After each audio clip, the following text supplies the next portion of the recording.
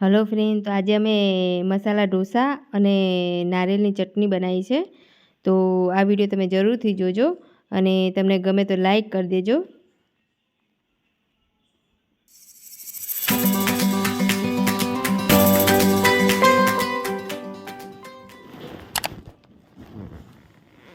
તો સૌથી પહેલાં ચોખા લઈ લઈશું.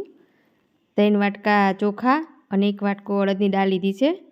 તો આ ચોખાની દાળ મેં આગલા દિવસે જ રાતે જ પલાળી દીધું હતું અને બીજા દિવસે ખીરું બનાવી દીધું હતું અને સાંજે બનાવ્યા છે ઢોસા. તો એક દિવસ અગાઉથી પલાળી દેવાના દાળને ચોખા, એટલે સરસ બને. તો હવે આપણે દાળ ચોખા પલાળી દઈશું અને ઢાંકી દઈશું અને બીજા દિવસે સરસ રીતે ધોઈ નાખીશું 3-4 પાણી,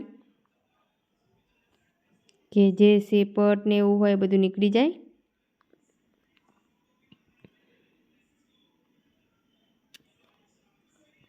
અને બીજા દિવસે પલાળો તો સરસ એકદમ થઈ જાય. હવે આપણે ખીરું બનાવીશું.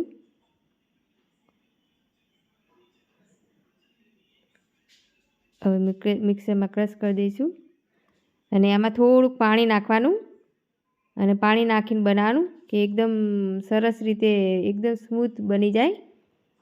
જો સરસ રીતે થઈ ગયું છે તો આવી રીતે બધે ખીરું બનાવી દેવાનું. થોડુંક પાણી વેરતું રહેવાનું અને પછી બનાવવાનું કે આવી રીતે સરસ બની જાય.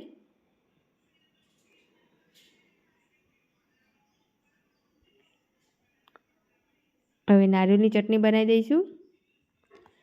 તો નારિયેળ લઈ લીધું છે, એના ઉપરથી જે નારિયેળની છાલ હોય એ કાઢી નાખવાની અને પછી ઝીણા ઝીણા કટકા કરી નાખવાના અને લીલા મરચાં કટકા કરી નાખ્યા છે. થોડુંક પાણી નાખવાનું કે જો હવે આપણી નારિયેળની ચટણી સરસ રીતે બની તૈયાર થઈ ગઈ છે.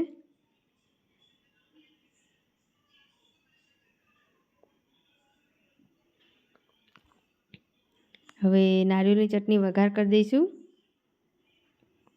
તો તેલ લઈ લઈશું.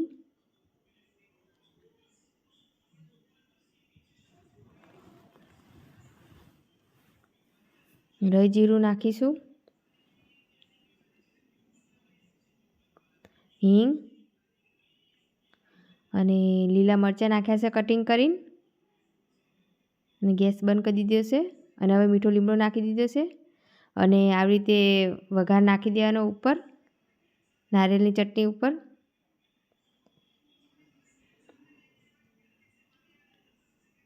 અને આપણે બનીને તૈયાર થઈ ગયું છે. તો થોડુંક મીઠું નાખીશું, જેમ કે મીઠું પહેલાં હું નાખવાનું ભૂલી જ ગઈ હતી, પછી ઉપરથી નાખ્યું છે. અને હવે આપણે બટેકાની ભાજી બનાવીશું.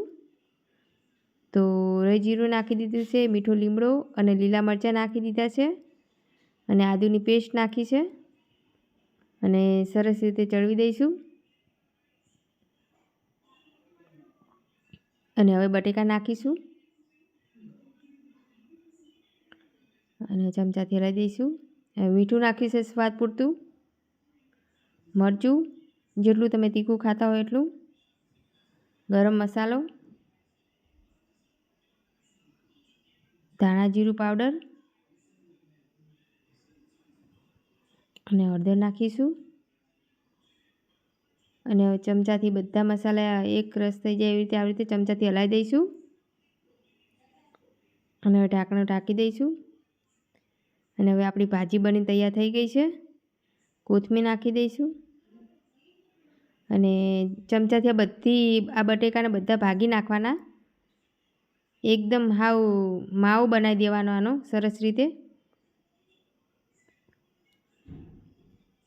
ચમચાથી બધા બટેકા ભગાઈ જવા જોઈએ. હવે આપણે બની તૈયાર થઈ ગયું છે. હવે ઢોસા બનાવવાનું ચાલુ કરી દઈશું. તો એક તપેલીમાં અલગથી કાઢવાનું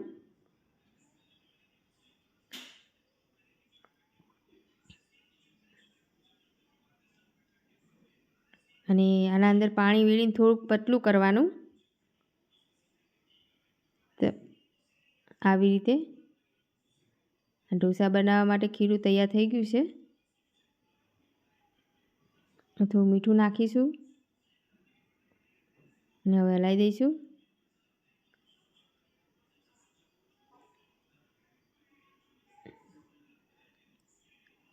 હવે નાખી દઈશું. આવી રીતે ચમચાથી આવી રીતે ફેરવવાનું.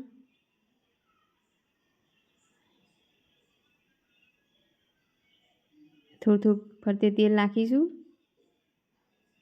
અને બટેકાનો માવો નાખી દઈશું અને આવી રીતે ચમચાથી આવી દબાઈ દેવાનું સરસ રીતે.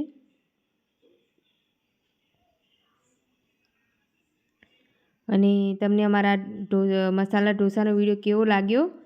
તો તમને ગમ્યો હોય તો લાઈક કરી દેજો, નવા હોય તો સબસ્ક્રાઈબ કરજો.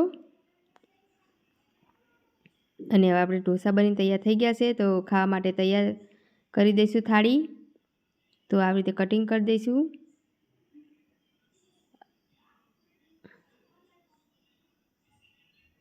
અને બાજુમાં દાળ અને નારિયેળની ચટણી.